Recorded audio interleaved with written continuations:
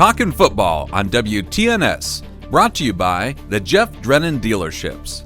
Welcome to Talkin Football here on WTNS, brought to you by the Jeff Drennan Dealerships. I'm Casey Claxton here on location at Jeff Drennan's on Otsego Avenue in Coshocton. Today on Talkin Football, we bring you our 2019 preseason preview, where Steve Corries talks with area coaches about their upcoming season. The Coshocton Redskins were 2-8 a season ago, picking up wins over Claymont and Riverview. The Skins are definitely looking to improve in 2019.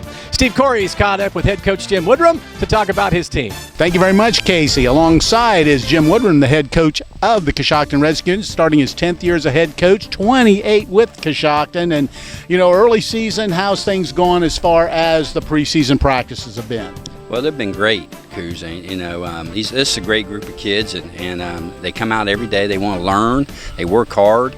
And, our staff was just talking the other day in the office about how fun it is just to come to practice because of the attitude and work ethic of these kids. And it all starts with your seniors. The senior leadership's been really good. We've had some kids step up that as far as leadership is concerned, and we're very happy with the ones that have stepped up and what they're doing. I know it's not a finished product yet, but the one thing I like to ask the coaches, and I'm going to ask the coaches, is a little bit about offense and defense. Offensively, you've always been a wing T guy. I doubt you're going to change a whole lot from that, but just kind of tell us how that's been going. It's been going good. We put some variations of the wing T in this year. We went to a little bit of gun. Gavin's a great athlete. Gavin Williams, our quarterback, and we're trying to get him in space a little bit, and we're trying to insert that throughout the system, all the way down to junior high a little bit, and just to see how things will go. And obviously, like I told Lovey up there at Tusky Valley, he asked me about that, and I said, what, I still got my wing T card and always will, and so we go under center, and we still do what we do, but we have put some variations of other things in. I know last season you lost a couple people off the line. Have you been able to fill those gaps, or is that still a little bit of a work in progress at this stage? Well, it's always a work in progress at this stage when it comes to offensive line. We lost a great offensive line last year. Those kids were unbelievable when you think about what they accomplished throughout the year. But the kids are stepping up, and we've had some good kids.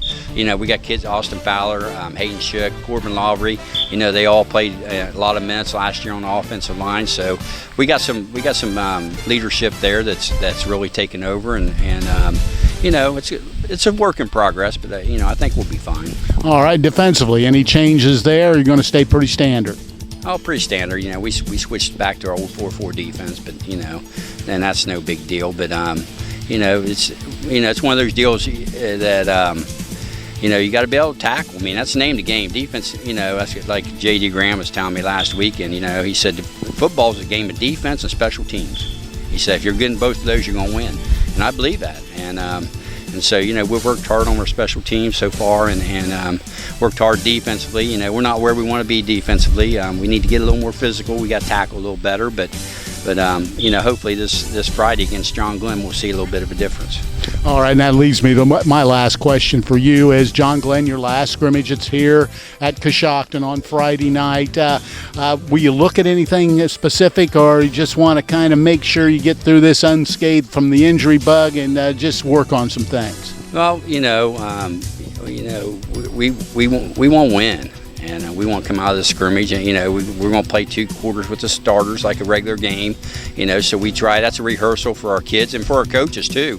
We'll be in the box, and it'll be different than a regular, normal scrimmage, and so there's a lot of things we want to accomplish this Friday, and we're still looking at some kids at different positions, and we're going to see how some of those younger kids react. It's under a Friday night. And and we got some good sophomores that we're hoping that's going to step up this season. So it'll be interesting to see them. All right, that's head coach Jim Woodrum. Good luck this season. Thank you very much, Cruz. I appreciate it. Next up on our Talkin' Football preseason preview, brought to you by the Jeff Drennan Dealerships, the Riverview Black Bears and head coach Mike Hemming were just a win away from going 500 in 2018 as they posted victories over Northridge, Claymont, Barnesville, and Minerva. The Bears are hoping to get over that hump this year, and they have a strong senior class to help lead the way. Steve Corey spoke with Coach Hemming about his Bears and what they hope to accomplish in 2019. Thank you very much, Casey. Alongside is the Riverview head coach. That's Mike Hemming. And, Mike, this is your third year. Started out with no wins, won 4 last year. Have a lot of seniors back. How's the early going been? Pretty good. We've stayed healthy for the most part. Our first scrimmage was good with Indian Valley. We like to scrimmage good teams. Things have been good. Kids have been positive, very upbeat.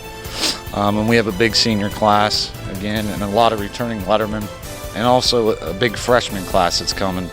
And the seniors have been very supportive and teaching those kids to do the right things. Have you found with a veteran unit coming back that it's just a lot easier getting things implemented and getting things done the way you want to have them done? It is. I mean, this is my third year with this senior class, and they have had success in the past. And last year we had some success, and I think the biggest thing that we can take away from last year is, down the stretch we let a couple slip away. But now they've been in that situation. I mean, the game experience on Friday nights, and I think that'll help tremendously this year. All right, you've been a wing T guy. Are you planning on changing anything up offensively? We'll be in the wing T, but we'll also be in some spread with the athletes we got. We fit the spread as well. But we're still going to run the football, but we'll look for us to be in the spread a little bit as well. All right, defensively, any changes? We're going to switch to 3-5. And we can bounce into the 4-4, but we're going to go 3-5, and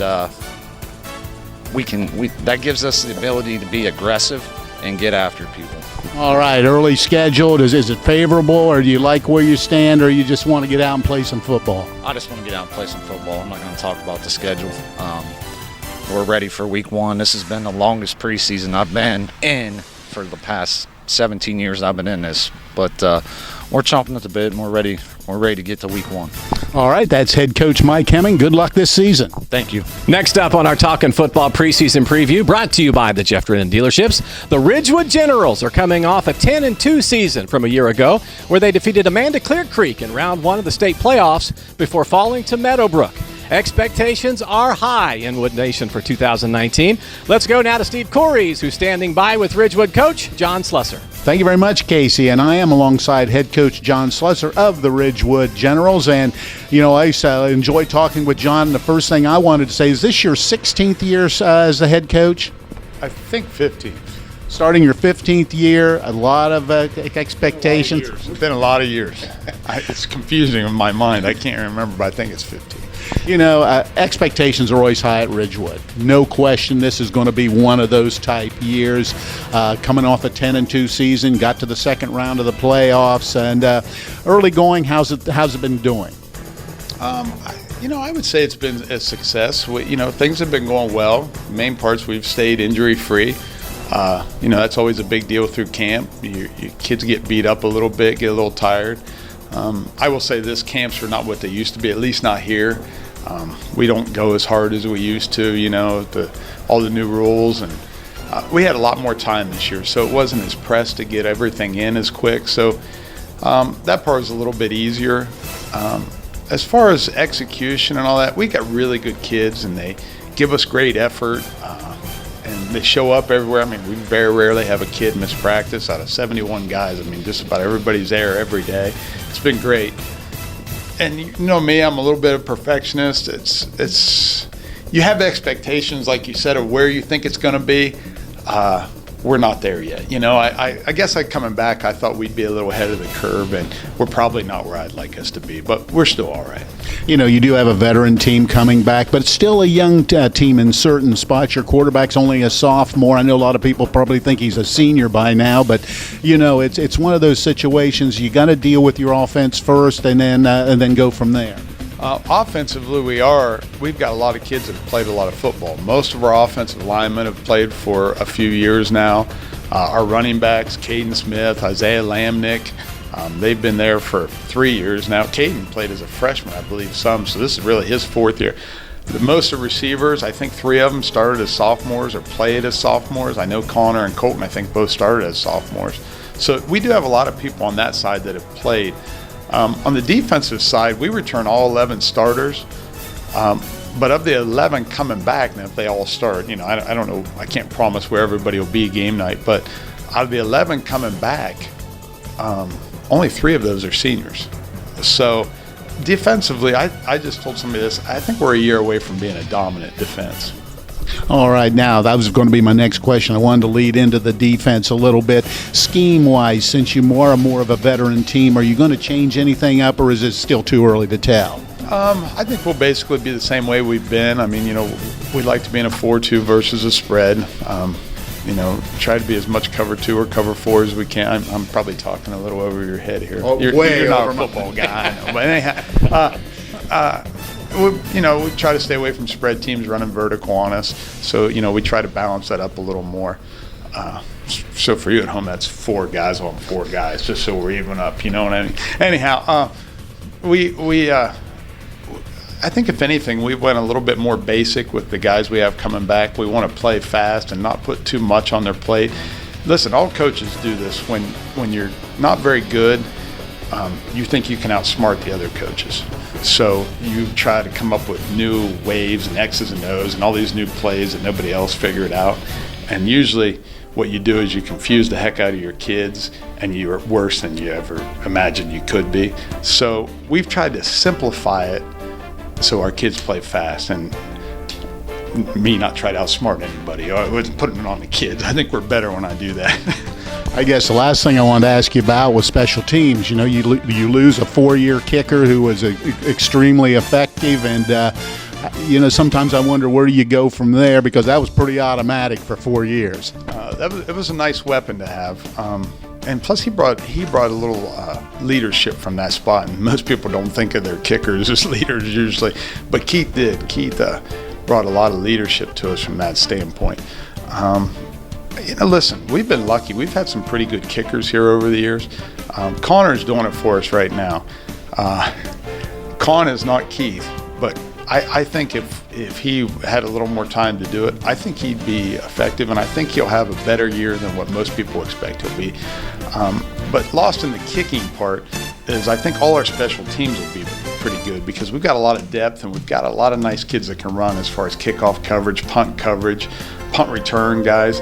I think we can do a lot of the little things well that people don't notice as much, but I think we can run down the field better. I think we'll be more athletic at stuff like that. So I think our special teams will be better if that's possible. All right, that's head coach John Slusser. Look forward to seeing you opening night. I hope so too. I hope I'm there.